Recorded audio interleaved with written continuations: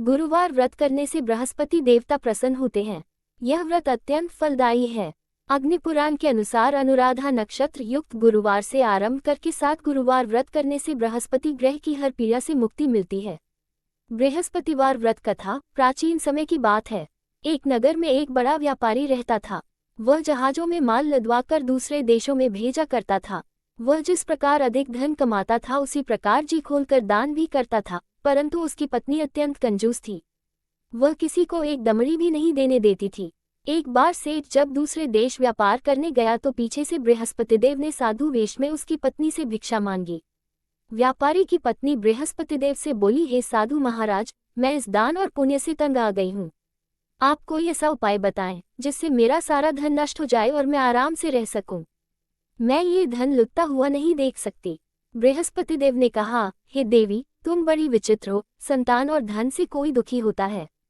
अगर अधिक धन है तो इसे शुभ कार्यों में लगाओ, कुंवारी कन्याओं का विवाह कराओ, विद्यालय और बाग बगीचों का निर्माण कराओ। ऐसे पुण्य कार्य करने से तुम्हारा लोक परलोक सार्थक हो सकता है। परंतु साधु की इन बातों से व्यापारी की पत्नी को खुशी नहीं हुई। उसने कहा, मुझे ऐसे धन की आवश्यकता नहीं है जिसे मैं दान दूं। तब बृहस्पतिदेव बोले, यदि तुम्हारी ऐसी इच्छा है तो तुम एक उपाय करना। 7 बृहस्पतिवार घर को गोबर से लीपना, अपने केशों को पीली मिट्टी से धोना, केशों को धोते समय स्नान करना, व्यापारी से हजामत बनाने को कहना, भोजन में मांस मदिरा खाना, कपड़े अपने घर धोना। ऐसा करने से तुम्हारा सारा धन नष्ट हो जाएगा। इतना कहकर बृहस्पतिदेव अंतर्ध्यान हो गए। व्यापारी की पत्नी ने बृहस्पति देव के कहे अनुसार 7 बृहस्पतिवार वैसा ही करने का निश्चय किया। केवल 3 बृहस्पतिवार बीते थे कि उसी समस्त धन संपत्ति नष्ट हो गई और वह परलोक सिधार गई। जब व्यापारी वापस आया तो उसने देखा कि उसका सब कुछ नष्ट हो चुका है। उस व्यापारी ने अपनी पुत्री को सांत्वना दी और दूसरे नगर में जाकर बस गया।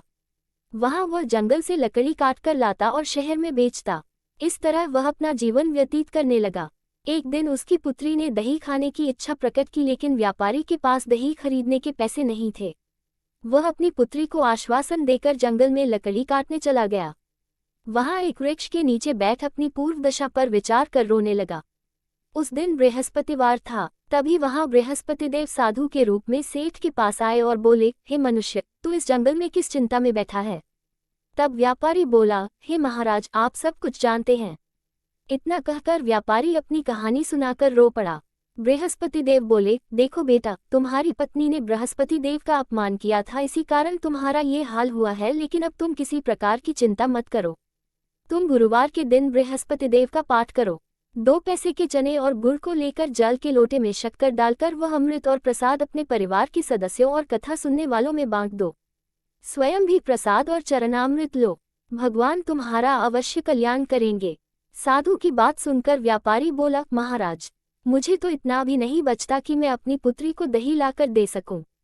इस पर साधु जी बोले, तुम लकड़ियां शहर में बेचने जाना, तुम्हें लकड़ियों के दाम पहले से चौगुने मिलेंगे, जिससे तुम्हारे सारे कार्य सिद्ध हो जाएंगे। उसने लकड़ियां काटी और शहर में बेचने के लिए चल पड़ा। उसकी लकड़ियां अच्छे दाम में बिक गई, जिससे उसने अपनी पुत्री के लिए दही लिया और गुरुवार की कथा हेतु चना गुड़ लेकर कथा की और प्रसाद बांटकर स्वयं भी खाया। उसी दिन से उसकी सभी कठिनाइयां दूर होने लगी। परंतु अगले बृहस्पतिवार को वह कथा करना भूल गया। अगले दिन वहां के राजा ने एक बड़े यज्ञ का आयोजन कर पूरे नगर के लोगों के लिए भोज का आयोजन किया। राजा की आज्ञा अनुसार पूरा नगर राजा के महल में भोज करने गया।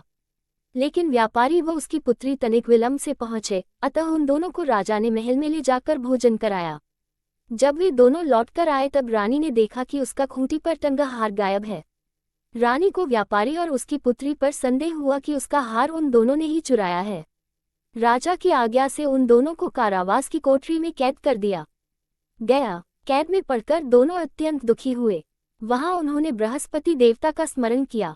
बृहस्पति देव ने प्रकट होकर व्यापारी को उसकी भूल का आभास कराया और उन्हें सलाह दी कि गुरुवार के दिन कैदखाने के दरवाजे पर तुम्हें 2 पैसे मिलेंगे, उनसे तुम चने और मुनक्का मंगवाकर विधिपूर्वक बृहस्पति देवता का पूजन करना। तुम्हारे सब दुख दूर हो जाएंगे। बृहस्पतिवार को कैदखाने के द्वार पर उन्हें 2 पैसे मिले। बाहर सड़क पर एक स्त्री जा रही थी। व्यापारी ने उसे बुलाकर गुड़ और चने लाने को कहा। इस पर वह स्त्री बोली, मैं अपनी बहू के लिए गहने लेने जा रही हूँ, मेरे पास समय नहीं है। इतना कहकर वह चली गई। थोड़ी देर बाद वहां से एक और स्त्री निकली। व्यापारी ने उसे बुलाकर कहा कि हे बहन, मुझे बृहस्पतिवार की कथा करनी है, तुम मुझे 2 पैसे का गुड़ चना ला दो। बृहस्पतिदेव का नाम सुनकर वह स्त्री बोली, भाई, मैं तुम्हें अभी गुड़ चना लाकर देती हूँ। मेरा इकलौता पुत्र मर गया है, मैं उसके लिए कफन लेने जा रही थी, लेकिन मैं पहले तुम्हारा काम करूंगी, उसके बाद अपने पुत्र के लिए कफन लाऊंगी। वह स्त्री बाजार से व्यापारी के लिए गुड़ चना ले आए और स्वयं भी बृहस्पतिदेव की कथा सुनी। कथा के समाप्त होने पर वह स्त्री कफन लेकर अपने घर गई। घर पर लोग उसके पुत्र की लाश को राम नाम सत्य है कहते हुए शमशान ले जाने की तैयारी कर रहे थे। स्त्री बोली, मुझे अपने लड़के का मुख देख लेने दो। अपने पुत्र का मुख देखकर उस स्त्री ने उसके मुंह में प्रसाद और चरणामृत डाला। प्रसाद और चरणामृत के प्रभाव से वह पुनः जीवित हो गया। पहली स्त्री जिसने बृहस्पतिदेव का निरादर किया था, वह जब अपने पुत्र के विवाह हेतु पुत्रवधू के लिए गहने लेकर लौटी और जैसे ही उसका पुत्र घोड़ी पर बैठकर निकला, वैसे ही घोड़ी ने ऐसी उछाल मारी कि वह घोड़ी से गिरकर मर गया। ये देख स्त्री रो रोकर बृहस्पति देव से क्षमा याचना करने लगी। उस स्त्री की याचना से बृहस्पतिदेव साधु वेश में वहां पहुंचकर कहने लगे, देवी, तुम्हें अधिक विलाप करने की आवश्यकता नहीं है, ये बृहस्पतिदेव का अनादर करने के कारण हुआ है। तुम वापस जाकर मेरे भक्त से क्षमा मांगकर कथा सुनो, तभी तुम्हारी मनोकामना पूर्ण होगी। जेल में जाकर उस स्त्री ने व्यापारी से माफी मांगी और कथा सुनी। कथा के उपरांत वह प्रसाद और चरणामृत लेकर अपने घर वापस गई। घर आकर उसने चरणामृत अपने मृत पुत्र के मुख में डाला। चरणामृत के प्रभाव से उसका पुत्र भी जीवित हो उठा। उसी रात बृहस्पतिदेव राजा के सपने में आए और बोले, हे राजन, तूने जिस व्यापारी और उसके पुत्री को जेल में कैद कर रखा है वह बिल्कुल निर्दोष है। तुम्हारी रानी का हार वहीं खूंटी पर टंगा है। दिन निकला तो राजा रानी ने हार खूंटी पर लटका हुआ देखा। राजा ने उस व्यापारी और उसकी पुत्री को रिहा कर दिया और उन्हें आधा राज्य देकर उसकी पुत्री का विवाह उच्च कुल में करवाकर दहेज में हीरे जवाहरात दिए। जैसे बृहस्पति देव ने इन सब के दुख दूर किया, वैसे वह सब का कल्याण करें और सारे संसार का दुख दूर करें।